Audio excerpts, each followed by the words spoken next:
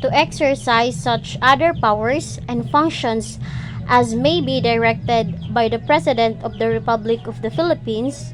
So this means that ang Philippine ICCs or IPs is kanang nasilay authority to carry out sa ilang mga responsibilities and task nga gi-assign sa ilaha or kanang gi-direct sa President of the Philippines. Then, to represent the Philippine ICCs or IPs in all international conferences and conventions dealing with indigenous peoples and other related matters. So, kaning nga responsibilities is na-involve diri ang ilahang mga interest and concern sa Philippine ICCs or IPs in international forums, conferences, and mga convention nga related sa indigenous peoples and other relevant issues nila. This may include attending meetings, negotiations, and discussion to promote the rights and interests of indigenous peoples at the international level. Next reporter will be Rian Mikey Sanchez. The NCCA, or the National Commission for Culture and Arts, is the overall policy-making body, coordinating and grants-giving agency for the preservation, development, and promotion of the Philippine arts and culture. An executing agency for the policies it formulates and tasks to administering the National Endowment Fund for the Culture and Arts, known as the NEFCA Fund, exclusively for the implementation of culture and arts programs and projects. The NCCA was established through the Republic Act No. 7356 in 1992 and serve as the main coordinator of all activities related to the arts and culture in the Philippines. So the NCCA also provide grants and funding for cultural projects from traditional arts, craft, and contemporary and modern artistic expression. So ang NCCA sila ang naga-provide sa fundings when it comes to cultural traditions, projects like mga festivals. So in addition, kaning NCCA pod, they are divided into several committees. So naay committees sa sector sa literature, visual arts, theater, dance ug unsa pa tong mga cultural sectors. Additionally, the NCCA is involved in international cultural exchange and help safeguard the Philippines' intangible cultural heritage such as the oral tradition, rituals, and festival. So, ang NCCA, sila ang naga-safeguard or sila ang naga-promote na mas palayunon pagod ang oral traditions, ritual, o ang mga festivals sa mga cultures in order na dili siya malimtan or dili siya mawala sa kultura. Next reporter, we have Maisie Gale Tabilin. Hello, good day everyone. By the way, I am Maisie Gale Tabilin, and now I will discuss with you why there is an NCCA, or the National Commission for Culture and the Arts. So the NCCA is created and mandated to formulate and implement policies and plans in accordance with the principles stated in Title I of Republic Act No. 7356. So first is to formulate policies for development of culture and the arts. So the NCCA was created to help preserve and promote culture and the arts in the Philippines. So it was established under the Republic Act No. 7356 with the mandate to formulate and implement policies and plans in accordance with Title I of the law. So this title outlines the principle for promoting, protecting, preserving, and developing Filipino culture and the arts. So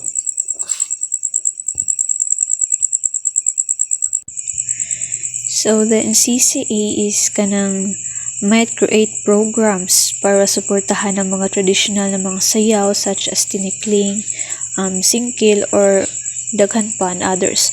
So ang tinikling is usadyo na siya sa pinakasikat na sayaw and also sa mga traditional na mga kanta like bahay kubo, lerong-lerong sinta, paru-parong bukid o guban pa. So ang NCCADI is created to the Filipino culture, to develop the Filipino culture.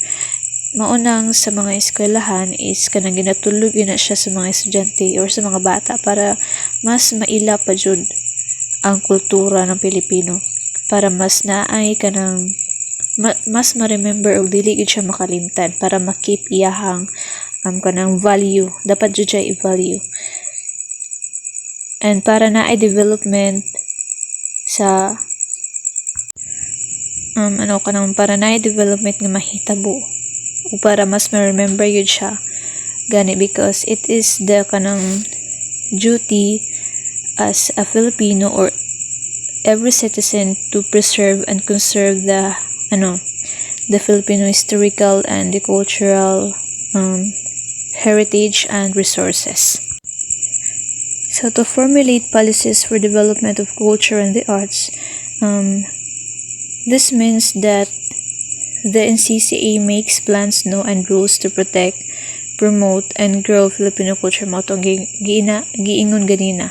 So, nagka-evolve ang world is there are some changes jud nga mahitabo. So, naga-change ang mga policies. So, through changes is naay kanang development nga mahitabo. So, it might be the NCCA create a policy to promote the traditional Filipino crafts like weaving, and gina-ensure nila nga kini nga skills or traditional is kanang mas makasanayan pa dun sa kadaghanan para mas makuan siya sa next generation, because weaving is important, diba? Especially sa mga kanang nay mga tribo jud, kay sila na mismo ang kanang nagahimo sila hang mga kasuotan gyud, especially sa kanang mga IPs, mga grupo ng katutubo. So second is to implement these policies in coordination with affiliated cultural agencies. So the NCCA works with other organizations to make sure nga ang usa ka plano is ma-achieve siya sa paagi nga kanang collaboration or partnership with the other organizations. So just like for example, the NCCA might work with the National Museum or the Cultural Center sa Pilipinas. So naagid siya importance, especially sa history nga mga nahitabo sa unang panahon. So in coordination of the NCCA, they connected or associated with the National Museum to preserve the arts, the culture, mga kasaysayan sa bansa or kasaysayan ng bansa. So sa museum is narito, diba, ang mga nagkalain-lain nga mga butang such as Spolarium ni Juan Luna, mga artifacts, gallery, mga paintings, mga sinaunang burial jars, mga kagamitan nga gikan pa sa nagkalain-lain nga grupo ng katutubo nga nagashow sa ilahang kultura or tradisyon, or ginatawag nato nga ethnographic, mga graphic collection. So it is very important nga nung naahay museum tungod kay para ma-preserve or para sa sunod nga henerasyon is kanang sa sunod nga generation is kanang dili gud siya makalimtan sa mga Filipino or sa mga citizen. So the third one is to coordinate implementation of programs of these affiliated cultural agencies. So the NCCA they ensures that all the cultural programs is kanang naka-organize siya by different groups para ang ihang dagan is kanang smoothly lang or aligned with their goals. So ang NCCA sila ang nagka-coordinate sa ignaay mga cultural programs kanang mga various regions of the Philippines. So sila ang nag-hold sa mga cultural festivals, sa mga fiestas. Sa mga fiesta sila ang nag-coordinate ana, and the NCCADI ang kanang ug para for them to make sure nga ang dagano sa program or event is nakaayon gud sa ilahang mga patakaran. So the NCCA is they make sure that the cultural plans works with other groups to carry them out and ensures that ang ilahang efforts is naka well organized yun para hapsay or naadyo siya peace ang ilahang pagmugna sa ilahang mga program. So kana lang po, thank you.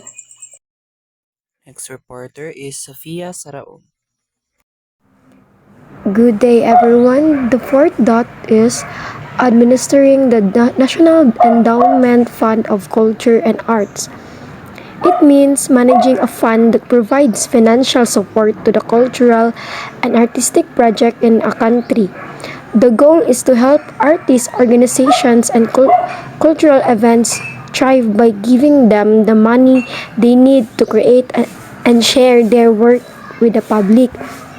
So for example, there's a fund like nag-help sa painters, musicians, filmmakers, or others artists. So the people in charge of administering this fund make decisions about how much money, pila ang money na ihatag each project. They also make sure the money is used properly and that it benefits the community by supporting creativity, preserving culture, and promoting arts. Then, if an artist wants to create a mural in the city, they can apply to the fund. That administrators will review the projects, and if it fits the goal, they will provide the money to help make it happen. Next is encouraging artistic creation within a climate of artistic freedom. So it means supporting artists to create their work without restriction or fear of censorship. It's about giving them the freedom to express themselves, share new ideas, and explore different forms of art without limitations on what they can say or do. Like for example is like kanang musician. Ang composer kay wants na mag-write og song about social issue. In a climate of artistic freedom, ang composer can create and share this song without being worried that they'll be stopped or punished for their message. The government or organizations may provide financial help or platform for the artist, ensuring they can focus on their arts and express their idea freely.